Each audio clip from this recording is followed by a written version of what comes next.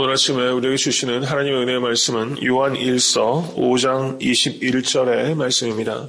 요한 1서 5장 21절의 말씀입니다. 다 같이 합독하도록 하겠습니다. 자녀들아, 너희 자신을 지켜 우상에서 멀리하라. 아멘. 또 이렇게 성경 한 권을 또 마칠 수 있게 돼서 얼마나 감사한지 모르겠습니다. 지난 3년 동안 그래도 꽤 많이 성경을 봤네요. 한 권 한 권 이렇게 마칠 때마다 얼마나 기쁘고 감사한지 또 모르겠습니다. 요한 1서 강해가 끝나면 요한 2서와 3서를 다음 주에 하게 되겠고, 그 다음에 이제 아모스서, 이제 예언서 중에서 가장 시기적으로 빠른 아모스, 그 다음에 히브리서를 또 하고 싶은 생각이 막 들어가지고요. 지금 하고 싶은 게 막 쌓였습니다. 그런 순서대로 이렇게 말씀 나누고자 합니다. 모쪼록 또 새벽 예배를 통해서 많은 은혜 받으실 수 있게 되길 간절히 바랍니다. 요한 1서 제일 마지막 5장 21절이 매우 특이하게 끝이 나고 있다는 것을 볼 수가 있어요. 자녀들아, 너희 자신을 지켜 우상에서 멀리하라. 이렇게 마감하고 있습니다. 서신서에는 우리가 어떻게 일반적으로 끝을 냅니까? 인사말로 끝이 나죠. 인사말로 끝이 나요. 근데 요한 1서는 인사가 잘 안 보여요. 자녀들아, 너희 자신을 지켜 우상에서 멀리하라. 이것은 권면의 말씀이고 어떻게 보면 경고의 말씀일 수도 있습니다. 일반적인 전형적인 인사가 여기에서 보이지 않아요. 인사는 어떻게 보면은 자녀들아라는 말 속에 다 함축되어 있는 거예요. 자녀들아. 요한 1서에서 자녀들아라고 사도 요한이 부른 게 제가 기억하기로는 7번 자녀들아라고 부르셨고, 그 다음에 사랑하는 자들아, 자녀들아, 사랑하는 자들아 계속 교차적으로 부를 때 이 자녀들아라고 불렀어요. 이 사도 요한이 이제 나이 많이 늙어서 노회한 이제 사도로서 이 성도들을 향하여 이렇게 자녀들아라고 부르는 거예요. 마치 자식을 부르는 것처럼, 손주들을 부르는 것처럼 여기 자녀들아라고 부르고 있어요. 저는 이 마음을 우리가 가질 수 있게 되길 간절히 바랍니다. 또 특별히 저희 교회 이제 어린아이부터 아주 노년에 이르기까지 저희 교회가 참 감사한 것은 그래도 연령층이 굉장히 다양한 것 같아요. 제가 주중에도 처음 한 목사님을 애틀랜타 한 목사님이 저에게 연락을 주셔서 교제할 기회가 있었는데, 본인 교회는 이렇게 나이층이 이렇게 어느 한 곳에 집중되어 있어서 이렇게 고르지 못해서 교회에 어른이 없는 게 좀 아쉽다, 이런 얘기들 하셨어요. 또 한 목사님도 그런 비슷한 얘기 하셨어요. 저는 우리 교회 연로하신 성도님들께서도 좀 이런 마음을 젊은 사람들보다 더 많이 공감하실 수 있을 것 같아요. 자녀들아 하는 마음으로 우리가 정말 예수 그리스도 안에서 한 형제 자매라는 것을 늘 기억하시고, 여러분 멀리 있는 친척보다 가까이 있는 성도가 더 낫다라는 말씀 많이 하시는데 정말 그런 것입니다. 우리가 여기에서 예수 그리스도의 피를 나누는 형제 자매다라는 것을 생각하시고 정말 가족애를 나누는 성도가 될 수 있게 될 간절히 바랍니다. 여기서 왜 인사를 이렇게 함축적으로 이 전형적인 인사를 안 하고 있는가? 이것은 이렇게 볼 수 있다는 거예요. 사도 요한의 관심은 실천적인 것에 관심이 있다는 거예요. 그래서 마지막까지도 자녀들아, 너희 자신을 지켜 우상에서 멀리하라. 여러분, 신앙은 반드시 순종으로 실천적으로 나타날 때 의미를 가져요. 신앙의 목적은 지성적인 것에 있지 않습니다. 지성주의가 아니에요. 우리는 반드시 성경에 대해서 알아야 되지만 암 자체가 목적이진 않습니다. 알을 통해서 삶이 변화되는 게 목적이에요. 그래서 사도 요한은 특별히 마지막까지 권면 혹은 경고의 말씀을 주신 것은 이 사도 요한이 얼마나 실천적인 것에 관심이 있는가 하는 것을 다시 한번 깨닫게 됩니다. 너희 자신을 지켜 우상에서 멀리하라 라고 말씀하고 있습니다. 우상이라는 게 어떤 것입니까? 우상을 멀리하기 위해서는 우상의 정의를 우리가 정확하게 아는 것이 필요해요. 성도님들께서도 각자의 정의가 다 있으실 거예요. 근데 우상을 가장 정확하게 정의한다면 하나님께서 차지하셔야 할 자리를 대신 차지하고 있는 모든 것들을 우상이라고 하는 거예요. 하나님께서 차지하셔야 할 자리에 차지하고 있는 모든 것들, 그게 우상입니다.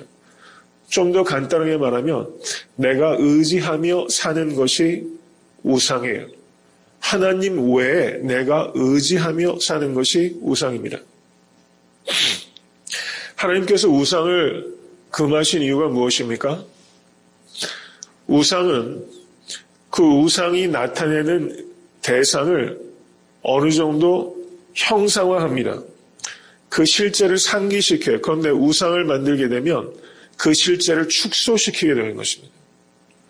우리가 하나님을 금송아지로 만든다면 하나님의 그 실제를 얼마나 축소시키는 거예요. 우상을 만들게 되면 하나님은 광대하시기 때문에 우상을 만드는 순간 하나님은 축소돼 버리는 거예요. 그렇기 때문에 하나님께서 우상을 금하신 것입니다.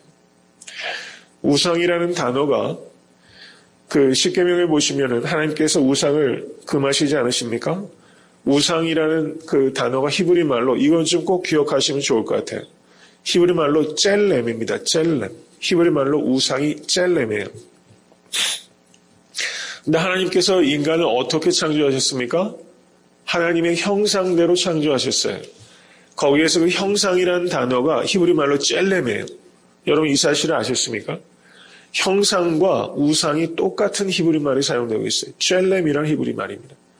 그러면 하나님께서 이 땅에서 하나님을 나타내는 역할을 누구에게 주신 거예요? 인간에게 주신 거예요. 젤렘입니다. 우리 자신이 하나님을 represent 하는 거예요. 그런 젤렘이에요. 그런데 그 역할을 감당하지 않고 우리가 무엇인가를 통하여 하나님을 상징하는 형상, 우상을 만드는 것은 그것은 우리가 인간에게 주어진 역할을 완전히 이해하지 못하고 있는 것입니다. 인간이 하나님을 나타내는 역할을 하나님이 누구신지를 나타내는 역할을 우리 인간에게 주신 거예요.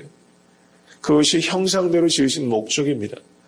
그런데 인간이 그 젤렘으로서의 역할을 감당하지 못하고 우상을 만들고 있다는 것이죠. 하나님은 우리가 변화되라고 하십니다. 그런데 우상을 만들게 되면 어떻게 합니까? 인간이 가지고 놀 수 있는 종교를 만드는 거예요. 세상에 있는 우상 숭배는 인간이 갖고 노는 것입니다. 그런데 하나님께서는 우리에게 변화되라고 말씀하시는 거예요. 이것이 차이입니다. 오래전에 수년 전에 한겨레 신문에 이런 기사가 실린 적이 있어요. 패스트에도 아랑곳하지 않는 쥐 숭배. 힌두교를 보시면 힌두교 여러분 뭐 인도에 가보신 분들은 거의 없으실 거라고 생각하는데요. 인도가 종교 박람 회장이 아닙니까? 그래서 그 종교학을 공부하는 사람은 인도를 가서 경험하는 게 아주 필수적이에요. 동양 철학하는 사람들 인도는 아주 필수적으로 방문하는 곳입니다.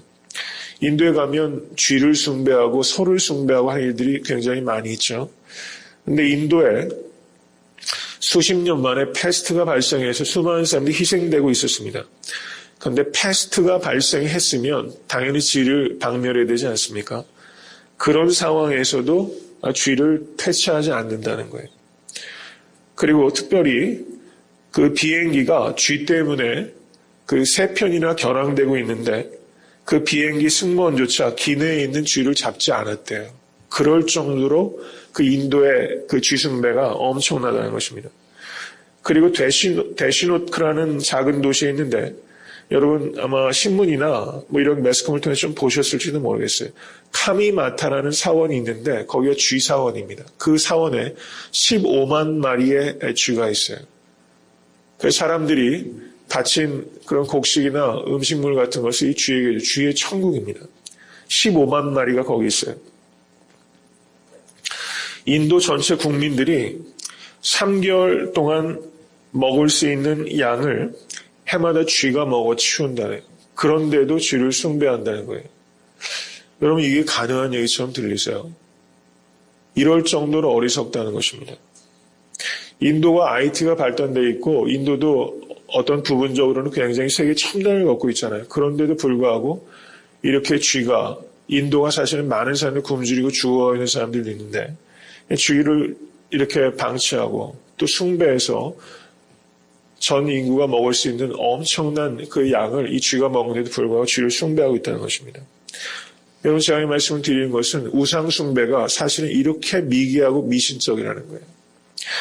그런데 우리가 하는 우상 숭배, 많은 현대인들의 우상 숭배는 이렇게까지 극단적이고 미신적이진 않지만 훨씬 교묘하다는 것을 우리가 이해해야 됩니다. 어떤 것이 우상숭배인가? 그것은 이렇게 여러 가지, 세 가지로 저는 생각할 수 있다고 생각하는 것입니다. 먼저, 하나님을 못 믿는 것도 문제지만, 하나님이 아닌 것을 하나님이라고 하는 것도 문제예요. 복음이 아닌 것을 복음이라고 하는 것을 우상숭배라고 할 수 있습니다. 현대 헬스 앤 웰스 가스펠, 번영신학이 있습니다. 번영신학. 잘못된 기복적인 신앙을 가리키는 것, 이거 우상숭배라고 할 수 있다는 것입니다. 하나님이 아닌 것을 하나님이라고 가리키는 것을 우상숭배라고 할 수 있다는 것입니다. 저는 특별히 세 가지를 말씀을 드리고 싶어요. 물신주의, 인본주의, 그 다음에 자기숭배, 이 세 가지가 현대에 있어서의 가장 심각한 교묘한 우상숭배라고 할 수 있습니다. 물신주의, 여러분 물신주의의 폐해는 우리가 다 알고 있는 것이죠. 이것에 대해서는 제가 더 자세하게 언급할 필요가 없다고 생각합니다. 인본주의입니다. 인본주의. 우상숭배에 있어서 우리가 깊이 생각해야 되는 것은 악한 것들만 우상숭배의 대상이 되는 것이 아니라 선한 것이 우상숭배의 대상이 될 수 있다는 것을 기억하셔야 돼요. 선한 것이 우상숭배의 대상이 될 수 있습니다. 제가 요한일서를 강의하면서 말씀드렸던 것처럼 하나님은 사랑이시니라. 믿으십니까? 그런데 사랑이 하나님이 되면 그 사랑이 우상숭배가 되는 거예요. 하나님이 사랑이시지 사랑이 우상숭배가 되는 게 아닙니다. 여러분, 애호, 무엇인가를 좋아하는 게 있어요. 애정, 애국, 애족하는 것들이 있지 않습니까? 여러분, 이 자체는 어때요? 상당히 숭고한 가치일 수 있어요. 그런데 그 모든 것들이 하나님 자리에 자리를 앉는 순간 그것은 우상숭배가 된다는 것입니다. 다른 사람에 대한 사랑이 지나치게 커져서 그 사랑이 하나님의 사랑보다 커지면 그것은 우상숭배가 될 수 있다는 거예요. 그 대상이 부부간이든 자식간이든 아니면 어떤 사람을 대해서건 나라와 민족을 대해서건 그것이 하나님보다 더 사랑하게 될 때 그것은 괴물이 되기 시작한다는 것입니다. 그래서 인간이 사랑하는 모든 사랑도 하나님을 사랑하는 사랑 안에서 조절되고 그리고 굴복할 때 그것이 하나님을 기쁘시게 하는 것이 된다는 것입니다. 이것을 깊이 생각하셔야 됩니다. 지식을 우상처럼 모시고 사는 사람들도 있어요. 하나님보다 더 사랑하는 것, 바로 그것이 우상숭배라는 것을 기억하실 수 있게 간절히 바랍니다. 세 번째는 이 물신주의, 인본주의에 의해서 다음에 자기숭배가 우상숭배, 자기숭배. 21절 말씀 다시 한번 보십시오. 자녀들아 너희 자신을 지켜 우상에서 멀리하라. 이 말씀 우상이란 단어에 자기를 넣게 되면 어때요? 자기를 멀리할 때 자기를 지킬 수 있는 거예요. 역설적으로. 자기를 멀리할 때 자기를 지킬 수 있어요. 여러분 지난주 설교 말씀 드리면서 우리가 어떻게 원수를 사랑하고 원수를 섬길 수 있습니까? 어떻게 할 때 그렇게 할 수 있어요? 자기로부터 초연해질 때 그렇게 할 수 있어요. 자기로부터 초연해져야 됩니다. 자기로부터 자유로워져야 돼요. 자기로부터 자유롭다는 것은 내 이름과 내 이익으로부터 자유로워져야 돼요. 저 사람이 저런 말하고 저런 행동을 하는 게 내 이름에 어떤 영향을 끼칠까? 내 이익에 어떤 영향을 끼칠까? 이런 관점에서 보게 되면 필연적으로 다툼이 생겨요. 우리는 무엇을 위해서 살아갑니까? 하나님의 이름과 하나님의 영광과 하나님의 나라를 위해서 살아가요. 그리스도인이 됐다는 것은 새로운 존재가 됐다는 것이고 새로운 목적을 갖기 시작했다는 거예요. 자기를 부인하는 것입니다. 자기를 부인하지 못하고 자기를 높일 때 그것이 우상숭배가 되는 것입니다. 현대의 우상숭배는 사실상 한마디로 말한다면 우상숭배의 본질은 그거입니다. self-centeredness. 자기중심성이 우상숭배인 거예요. 자기중심성. 여러분 이렇게 우상숭배의 본질을 이야기한다면 우리가 그것으로부터 완전히 자유한 사람은 없을 거예요. 내가 중심이 되어 있는 것, 그것이 바로 우상숭배예요. 이것을 라이놀드 니보라는 윤리학자는 self-absolutization 이라는 말을 썼어요. 자기 절대화. 자기를 절대화하는 것이 우상숭배다. 이렇게 말하고 있어요. 이것을 깊이 생각해야 합니다. 여러분 신앙생활을 할 때도요. 그 모든 관계에 있어서도 내가 듣고 보는 것이 항상 이 내 중심성이라는 것을 많이 느껴요. 저는 요즘에 그런 생각이 부쩍 들어요. 제 개인적으로는 그런 생각이 좀 강했어요. 나는 그래도 객관적으로 사물을 보는 훈련이 좀 돼 있는 사람이다라는 착각을 좀 많이 했던 것 같아요. 다 나를 중심으로 생각하고 나를 중심으로 듣고 나를 중심으로 보는 것 같아요. 이게 두렵더라고요. 이게 내가 제대로 보고 있을까? 제대로 듣고 있을까? 이런 부분에 있어서 질문이 좀 많이 생기기 시작해요. 여러분 한번 가만히 생각해 보십시오.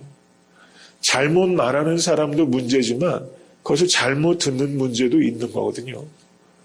신문에 나타나는 매스컴을 한번 보세요. 이게 얼마나 왜곡되고 비틀려 있어요. 잘못된 인포메이션이 너무 많고 여러분 지식사회에 있으면서 얄팍하고 잘못된 정보들의 홍수입니다. 그것을 잘 필터링해서 들어야 될 책임과 역량을 키워야 되는 것이 우리의 책임이죠. 근데 우리가 잘못 보고 잘못 들을 경우가 굉장히 많아요. 요즘 포토샵을 하게 되면 어떻습니까? UFO가 나타났다 뭐 이런 너무 많고 얼마나 조작이 많은지 모르겠어요. 광고 사진들을 보면요. 포샵을 해가지고 사람 얼굴도 젊게 만들고 다리도 길게 만들고 이렇게 눈으로 보는 것을 믿기가 어려운 시대가 된 거예요. 여러분 내 눈에 보이는 것이 있을 때 한 사람을 볼 때도 마찬가지고 성도가 성도를 볼 때도 마찬가지고 볼 때 내가 보는 게 다가 아니다. 이런 생각 기본적으로 하셔야 돼요. 내가 보는 게 부분적으로 보는 것이고 그리고 너무 단기간으로 보는 것이다. 여러분 교회에 대해서 제가 설교할 때도 그런 말씀을 드렸어요. 우리 교회를 이렇게 볼 때 여러분 일단 우리가 좋은 교회관, 건전한 교회관이 있어야 돼요. 거기에 비추어서 봐야 되는 것이고 교회의 희망은 어디 있느냐. 교회가 지금 당장의 모습을 가지고 그 교회를 평가하는 것이 아니라 이 교회가 되고 싶어하는 모습이 그 교회의 정체성이에요. 우리 교회가 어떤 교회가 되고 싶어 한다고 생각하세요? 그 정체성을 향해서 우리는 때로 전진하고 때로는 정체하기도 하고 때로는 뒷걸음칠 때도 있어요. 그렇지만 어떻습니까? 계속 그 방향을 향해서 가는 거예요. 그 되고 싶어하는 모습이 바로 우리 교회예요. 이것을 사랑하실 수 있게 저는 간절히 바라는 겁니다. 이것을 보는 사람이 교회에서 책임 있는 위치에 있는 사람이에요. 여러분 가족들 간에서도 그렇고 성도들 간에서도 그렇고 딱 보면요. 지금의 모습은 여러분 지금의 제 모습은 여러분들 보시기에도 부족한 것이 많을 거라고 생각해요.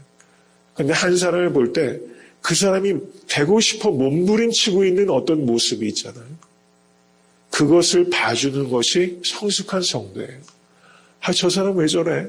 왜 저렇게 말해? 왜 저렇게 행동해? 여러분 다 내 눈과 귀에 다 맞는 사람이 세상에 어디 있겠어요? 제 자신도 제 눈에 안 차는데 제 성에 안 차는데 자기 자신은 성에 찹니까? 근데 다른 사람을 어떻게 그렇게 기대할 수 있겠어요? 여러분 사도 바울이 어떤 사람이었어요? 교회를 핍박하고 잔해하던 사람인데 여러분 그렇게만 보면은 사도 바울이 쓰임받지 못하죠. 근데 사도행전 9장을 보면 어떻습니까? 그리스도인들 앞에서 사도 바울이 복음을 증거하니까 놀라고 사람들이 그러지 않아요? 그랬더니 누가 거기서 변호해줘요? 바나바가 변호해주지 않습니까? 저가 회심한 사람이다. 변호해주잖아요. 지켜주잖아요. 사도행전 11장을 보셔도 바나바가 안디옥에서 사역하다가 다수에서 바울을 찾아다가 같이 그 안디옥 교회를 사역해서 열심으로 가르쳤다라고 말씀하잖아요.